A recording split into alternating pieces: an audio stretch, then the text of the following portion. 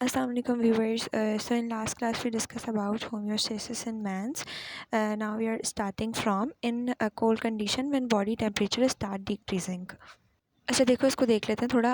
सबसे पहले erection of hairs. अच्छा देखो जब भी सर्दियाँ होती हैं ना तो हमारी बॉडी एक नेचुरल रिस्पांस क्रिएट करती है।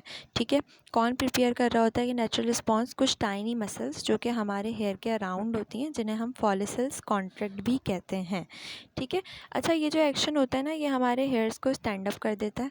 सही है, एक इंसुलेटिंग एयर की लेयर बनाता है हमारे स्किन के अराउंड। ठीक है, हाउएवर ये रिस्पॉन्स इतना इफेक्टिव नहीं होता ह्यूमंस में, क्योंकि हमारे ऊपर इतने बाल नहीं होते जितने एनिमल्स के ऊपर होते हैं। अच्छा देखो अब आ जाओ वैसो कॉन्स्ट्रिक्शन पर। अच्छा बेसिकली ना कोल्डर कंडीशंस में हमारे जो ब्लड वेजल्स होते हैं, यानी कि जो आर्टियोल्स होती हैं हमारी स्किन में, वो नैरोर हो जाती हैं। सही है, इसका मतलब है तंग हो जाती हैं। अच्छा तंग होने का ना एक बहुत बड़ा फ़ायदा है, वो ये कि जो ब्लड फ्लो हो रहा होता है वो रिड्यूस हो जाता है। सही है, जो भी कैपिलरीज़ हैं आर्टियोल्स में हैं जिसमें ब्लड फ्लो हो रहा होता है वो रिड्यूस हो जाता है हमारी स्किन के सरफेस पे। सही है, एज अ रिज़ल्ट क्या होता है, हीट जो है ना वो कम से कम जो है वो लॉस्ट होती है हमारी बॉडी से एनवायरनमेंट में। अच्छा देखो अब आ जाओ डिक्रीज़ इन स्वेट प्रोडक्शन। अच्छा जब भी सर्दियाँ होती हैं ना तो स्वेट ग्लैंड्स खुद ब खुद जो है ना वो स्वेटिंग रिलीज़ कराना जो है ना वो रुक जाते हैं। ठीक है, क्योंकि स्वेटिंग बेसिकली कब होती है, हमें कूल डाउन करने के लिए, जब हमारी बॉडी हॉट होती है। तो कोल्डर कंडीशंस में क्यों फ़जूल में अननेसेसरी एनर्जी लॉस हो। सही है, तो इस वजह से हमें वार्मर रखने के लिए स्वेट ग्लैंड जो है वो स्वेट प्रोड्यूस नहीं करते। अच्छा अब आ जाओ इंक्रीज़ इन मेटाबॉलिक रेट। अच्छा बेसिकली ना in simple words, when it's cold outside our body does something smart. ठीक है, टू कीप अस वार्म। तो हमारी बॉडी क्या करती है, वो वाली एनर्जी जिससे फूड जो है वो बर्न हो रहा होता है हमारे ऑर्गन्स के अंदर। सही है, उस एनर्जी के रेट को ना हमारी बॉडी इंक्रीज़ कर देती है। सही है। अच्छा देखो सर्दियाँ हो या गर्मियाँ हो, लेकिन मेटाबॉलिज़्म तो कंटिन्यू रह रहा है ना बॉडी का। सही है, तो हमारी बॉडी क्या करती है जब सर्दियाँ होती हैं ना, तो वो वाली एनर्जी जिससे फूड जो है वो बन रहा है, सही है, उस एनर्जी के रेट को इंक्रीज़ कर देती है हमारे ऑर्गन्स के अंदर। अच्छा वो एनर्जी कहाँ कहाँ जा रही है, वो ऑल ओवर द बॉडी जा रही है, ब्लड में जा रही है। सही है, तो जब एनर्जी बढ़ जाएगी, बर्निंग प्रोसेस बढ़ जाएगा, तो वो क्या प्रोड्यूस करेगा, एक्स्ट्रा हीट प्रोड्यूस करेगा। और फिर ये हमें किस लिए हेल्प करेगा, हमारी बॉडी को वार्म रहने के लिए हेल्प करेगा। अच्छा देखो ये मेक श्योर करने के लिए कि हम कोई वैल्यूएबल हीट जो है वो लूज़ नहीं कर रहे, तो हमारी बॉडी जो है वो एक स्पेशल लेयर यूज़ करती है फ़ैट की, जिसे हम एडिपोज टिश्यू कहते हैं। सही है, हमारी स्किन के अंदर। अच्छा ये ना एक नेचुरल ब्लैंकेट की तरह एक्ट करती है। सही है, जैसे एक कॉजी स्वेटर हमें हेल्प करता है ना विंटर में वार्म रखने के लिए, बिल्कुल इसी तरह। तो इन समरी कह सकते हैं कि कोल्ड कंडीशन में हमारी बॉडी ना बिल्कुल एक फंडेंस की तरह जो है वो वर्क करती है, यानी कि ज़्यादा से ज़्यादा एनर्जी बर्न करती है हीट प्रोड्यूस करने के लिए। फ़ैट को भी यूज़ करती है एज अ प्रोटेक्टिव लेयर, कि हमारी हीट जो है ना प्रिवेंट होने से बच जाए। अब ज़ाहिर है स्किन जो है वो लार्जेस्ट ऑर्गन है, तो उसका रोल भी बहुत अच्छा है। अच्छा देखो हमने रोल ऑफ़ स्किन तो पढ़ लिया, अब पढ़ते हैं रोल ऑफ़ लंग्स। ठीक है, अच्छा मैं इसको स्टेप बाय स्टेप बताती हूँ। एक पेंसिल ले लो और कॉपी ले लो और लिखना शुरू करो। देखो सबसे पहले ना हेडिंग आती है सेल रिस्पायरेशन की। ठीक है, अच्छा देखो सेल रिस्पायरेशन को इस तरह समझो कि हमारे लंग्स में जो एक एनर्जी प्रोड्यूस हो रही होती है through a process called aerobic respiration. सही है, तो उसमें बहुत सारी कार्बन डाइऑक्साइड क्रिएट होती है। सही है, एज अ वेस्ट प्रोडक्ट। ठीक है, तो ये काम कौन करा रहा है, लंग्स करा रहे हैं। सही है, होम्योस्टेसिस हो रहा है। अब आ जाओ दूसरी हेडिंग पे, CO2 इन ब्लड।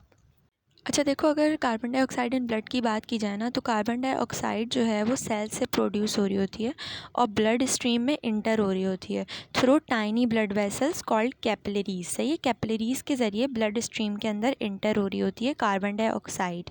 ठीक है, तो ब्लड जो है ना फिर पासिस होता है टिश्यूज़ में। सही है, तो होम्योस्टेसिस हो रही है, कौन करवा रहा है, लंग्स करवा रहे हैं। अच्छा तीसरी हेडिंग डालो रिएक्शन इन ब्लड की। अच्छा रेड ब्लड सेल्स के अंदर, यानी कि जो हमारे RBCs हैं, उनके अंदर एक एंजाइम मौजूद होता है। सही है, जिसे हम कार्बोनिक एनहीड्रास कहते हैं।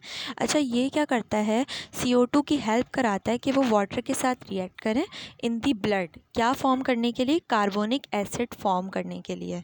ठीक है, अच्छा अब फोर्थ हेडिंग डालो फॉर्मेशन ऑफ आयंस। ठीक है, अच्छा जो कार्बोनिक एसिड होता है ना वो बन तो गया। ठीक है, अब ये क्या करेगा, ये ना दो पार्ट्स में ब्रेक डाउन हो जाएगा।